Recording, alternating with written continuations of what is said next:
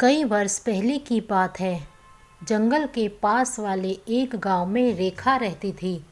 विवाह के पश्चात जब वह ससुराल पहुंची तो सासू माँ ने लपककर उसे गले से लगा लिया।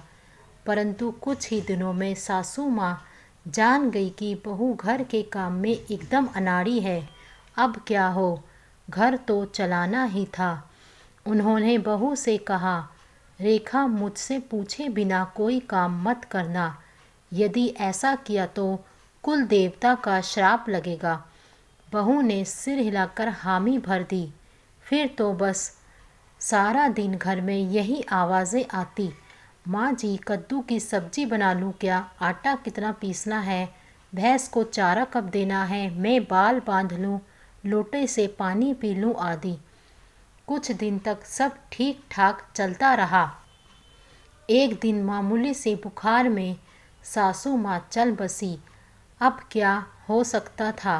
रेखा ने दिमाग लगाया और मिट्टी की सुंदर गुड़िया बनाई।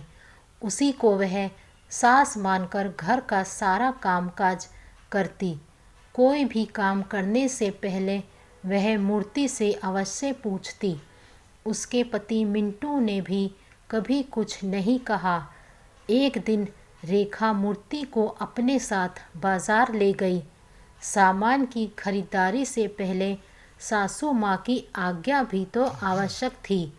उसने बाजार में सारा सामान मूर्ति से पूछ पूछ कर खरीदा। मिंटू भी साथ ही था। वापसी पर बहुत अंधेरा हो गया। घने बादलों के छाने से हाथ को हाथ नहीं सूझता था। बरसात आने के पूरे आसार थे। हार कर पति पत्नी ने एक पेड़ की डाल पर शरण ली। रास्ता सुनसान था। चारों ओर घना जंगल था। डर के कारण वे लोग पेड़ से ही नहीं उतरे। उन्होंने वहीं रात बिताने का निश्चय किया। दोनों सुबह से थके हारे थे। पेड़ पर ही सो गए। आधी रात के करीब रेखा की आंख खुली। उसे याद आया कि उन दोनों ने तो कुछ खाया ही नहीं। अवश्य ही मिंटू को भी भूख लगी होगी। पोटली में 5 लड्डू थे। आदत के अनुसार उसने मिट्टी की सासू माँ से पूछा, भूख तो जोरों की लगी है, मैं 2 खा लूँ, इन्हें 3 दे दूँ। उसी पेड़ के नीचे 5 चोर बैठे थे। चोरी के माल का बंटवारा हो रहा था। रेखा की आवाज़ सुनकर उन्होंने सोचा कि निश्चय ही कोई चुड़ैल उन्हें खाने की योजना बना रही है। वे सामान उठाकर भागने की तैयारी करने लगे। तभी रेखा के हाथ से मिट्टी की मूर्ति गिर पड़ी। हड़बड़ाहट में चोरों ने समझा कि चुड़ैल ने उन पर हमला किया है। वे सब सामान छोड़कर 9-2-11 हो गए।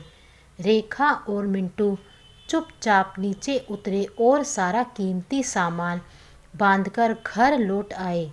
मिट्टी की सासू माँ टूट गई थी। मिंटू ने पत्नी को समझाया कि शायद अब माँ स्वर्ग चली गई हैं, उन्हें अधिक कष्ट नहीं देना चाहिए।